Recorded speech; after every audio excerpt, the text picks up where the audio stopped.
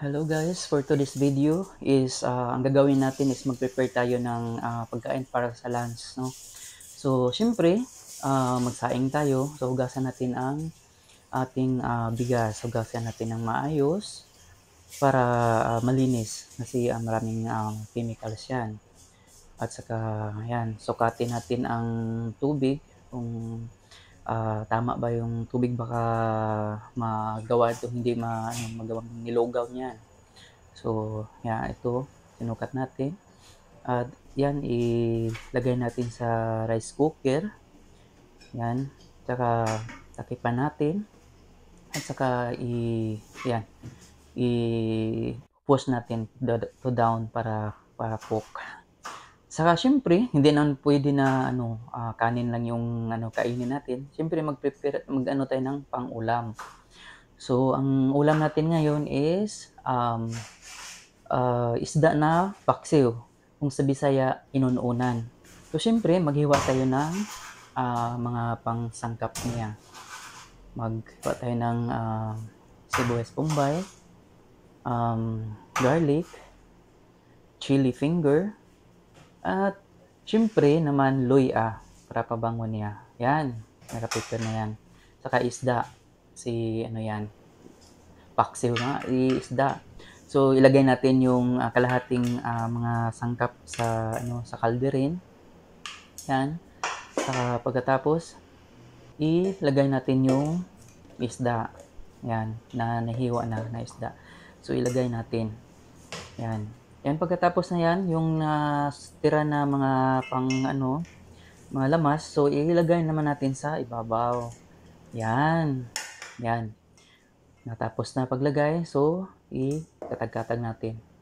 So pagkatapos, lagyan natin ng asin. Yan. So hindi masyadong maraming asin nilagay natin, baka ma-alaber tayo niyan. Kasi member na tayo doon sa alaber. So past 2 years. So kailangan ingat tayo. Hindi masyadong maalat. Saka lagyan natin ng suka. Saka suka lang yung suka in Bisaya at in vinegar English. So, lagyan natin ng ground pepper. Saka bitchin. Lagyan natin 1 kilo ng bitchin. So, yan. Natapos na.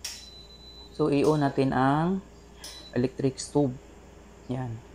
Saka ilagay natin ang ating isda na para paksiw. Yan. At saka nakalimutan yung takip. So, lagyan natin ng takip. So, hintayin natin ng mga ilang minuto hanggang kumukulo siya. Saka, yan. I-check natin. Ayan, kumukulo na pala. Yan, i-check natin kung tama na ba yung niya. So, hindi natin lagyan ng tubig kasi yung isda natin ay parang dubok na. Yung mata na lang yung parang fresh niya. Lagyan natin ng konting mantika para mas lalong masarap yung paksiw natin, kundi inununan. Yan. So, takipan natin ulit. So, hintayin natin mga ilang minuto para mag-absorb yung mantika niya. Saka masarap na yan kapag ma-absorb yung mantika.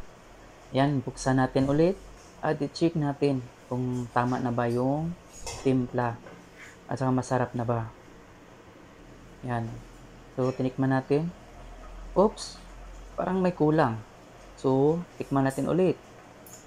Yan. Parang tama na yan, siguro. Kasi parang nakasmile na eh. Yan. I-ano natin muna yung isda. I-dip natin para mag-absorb yung sauce natin. Tama na pala. Masarap na pala. Yan, luto na. So, i-check natin ulit yung sinaing natin na kanin. Yan, i-check natin kung baka hilaw pa. So, hindi pa luto. So, makakain tayo ng hilaw. Okay na pala. Luto na pala. Ayan guys, tapos na tayo nagluto, tapos na tayo nagligo. So, sobrang taas pa ng, haba pa ng oras natin. So, chill muna tayo. Mag-coffee muna tayo. Ayan. So, timpla tayo ng coffee. So, lagyan natin ng, instead of sugar, so, stevia yung ilagay natin na sugar para wala daw yung less sugar da yun. Pero sobrang tamis naman, iwan ko lang. So, kutawin natin. Kutawin natin para maano yung ma-mix yung sugar sa tubig, sa coffee. Yan, tikman natin. Ayan. Ayan, tama na. Tama na yung timpla. So, ihalo pa natin. Ihalo natin tikman natin muna. Oops, init pa pala. Kaya nga ihaluin pa natin. So, i-check muna natin yung cellphone. Baka nag-play na yung ano natin, yung video natin doon. So, tikman natin yung inom tayo ng coffee. So, medyo init pala. So, saka mamaya na lang palamigin natin yan. Yan. Saka nakalimutan ko pala pag-prepare sa yung pang baon ko doon sa shop namin. So, ilagay ko na yung kanin sa plastic na lalagyan. Yan, ilagay ko ng maayos para doon ako kakain sa shop namin. Kasi magbarteran kami doon ng ulam. Kaya nga doon ako kakain. So kailangan mautak tayo dito. Bilang OFW, mautak tayo. Ayan, natapos na yung paglagay sa kanin. So ito naman yung paksiw na isda. Or sa Bisaya, inununan. So ilagay natin sa plastic ware para pangbaon doon. Para pag yung kasama natin doon sa shop, mamaya, kung anong ulam niya, so makatikim ako sa ulam niya. Siyempre, mautak to. Kaya nga, magdala ko ng ulam, saka doon ako kakain sa shop namin. Saka para mag-share-share kami ng ulam doon. Yan. So, parang tama na yan. Magtira tayo para pang bukas na naman, or pang dinner. So, yan. Tapos na yan, nalagyan ng isda. So, hindi pwede na kalimutan natin yung sabaw sa inununan or paksiw. Kasi masarap yan. Yan, naka-prepare na. So, ready to go na mamaya. So, ayan. Ilagay natin sa plastic. Yan, yung lalagyan. Ito yung lalagyan ko para hindi mahirapan pagdala doon sa shop. Yan, ready na yan. Yan, ready na para mamaya kain. Oh, dito na pala kami sa shop. Saka yan, ito na. Dalawa lang kaming kumakain. Actually, tatlo kaming magsama kakain dito. Kaya lang, yung isang kasama namin, pang umaga siya. So, kami na lang dalawa. Yan, share kami ng ulam namin. Yan. So, yung kasama ko, bilis naman kain yan. Parang hinahabol ng camel. Iwan ko sa kanya. Sobrang bilis sa kain.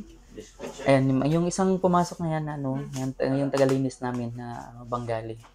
Yan, niyaya namin ng pakain niya, ayaw doon niya. Kasi busog na siya. So, yan. So, siguro nahiya lang yan.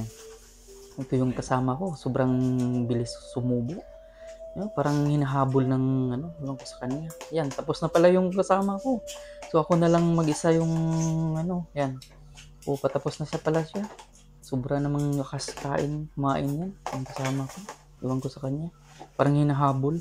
Parang hinahabol ng pagmamahal at char.